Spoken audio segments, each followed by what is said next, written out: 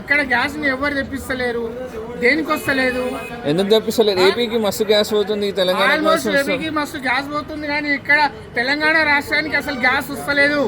ఎందుకు తెప్పిస్తలేదు? ఎందుకు తెస్తలేదు అంటే ఇక్కడ అల్లర్లు కావాలి, గొడవలు లేపాలి, ఆటో డ్రైవర్లు బయటికి రావాలి, వీళ్ళంతా కొట్లాడుకోవాలా, వీళ్ళంతా ఇచ్చేయాలా.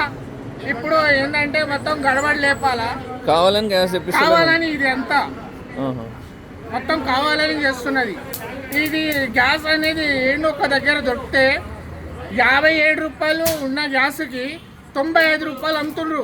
ఈ రేటు ఎవరు డిసైడ్ చేస్తుండ్రు, ఎవరు డిసైడ్ చేస్తుండ్రు, ఎవరు ఏం చేస్తుండ్రు, ఎవరు అంటే ఇప్పుడు గవర్నమెంట్ బంకులలో అంటే ఒకటే రేటు ఉండాలి కదా, ఎక్కడ పోయినా ఒకటే రేటు ఉండాలా.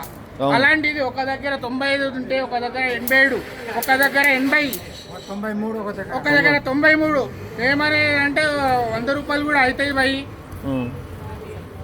అని దబాయిస్తున్న ఆటోలను. కలిసి మొన్న 10 days బ్యాక్ అంతా ధర్నా చేసిండ్రు కదా, దానికి ఏమైనా రిజల్ట్ వచ్చిందా?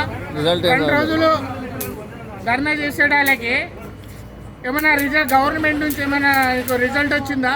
ఎందుకు ధర్నా చేస్తున్నా అంటే ఆల్మోస్ట్ బైకోళ్ళు, ప్రైవేట్ బైకోళ్ళు ఆన్లైన్లో ఊబర్, ర్యాపిడో ఆన్ చేసుకొని ఇంటి ముందల నుంచి ఎక్కించుకొని పోతుంటే ఆటో డ్రైవర్లు ఏం చేస్తుండ్రా బయట? ఏం చేయాలా?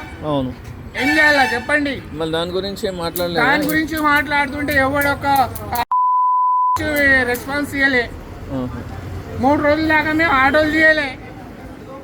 అది లాసే కదా, మళ్ళీ 3 రోజులు చేయకపోతే అది లాసే. అరే నువ్వు లాస్ కానీ ఎక్కడైనా పోని, గంగలో పో, ఎక్కడైనా సాగు, ఏమైనా చేయి, మాకు సంబంధం లేదు.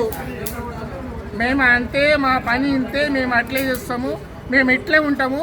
మేము 1కి 2 చెప్తాము, 2కు 4 చెప్పుకుంటా, ఇంకా ఇట్లే కాలయాపన చేసుకుంటా, ఇంకా అంతే నాశనం చేసుకుంటా రాష్ట్రాన్ని.